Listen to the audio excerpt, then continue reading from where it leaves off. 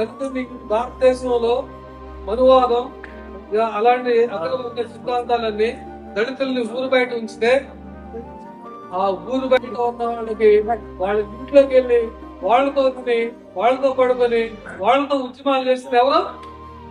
ఎర్ర జెండా. మొట్టమొదట దళితులు ఊరు బయట ఉన్న దళితుల దగ్గరికి వెళ్ళి వాళ్ళ దగ్గర ఉండి వాళ్ళ వాడలో ఉండి వాళ్ళ వాడలో తిని వాళ్ళని కూడా అట్టురాని వాళ్ళగా ఉంచడానికి వీల్లేదు, వీళ్ళు కూడా మనుషులే, మనుషులంతా ఒకటే అని మొట్టమొదటి భారతదేశంలో పోరాటం చేసింది ఎవరు?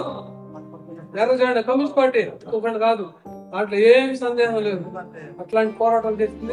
మరి ఆ పోరాటాల వల్ల ఏమైంది? దళితులకి హక్కుల కోసం అనేక చట్టాలు వచ్చినాయి. దున్నేవాడికి భూమి కావాలని, దళితులకు భూమి పంచాలి, 2 ఎకరాలు 3 ఎకరాలు, మన క్రాస్ అసైన్మెంట్ ప్రోగ్రామ్ అని 1964-69లో మన కమ్యూనిస్ట్ పార్టీ పోరాటం వల్ల ఒక చట్టం వచ్చింది. చట్టం వచ్చింది.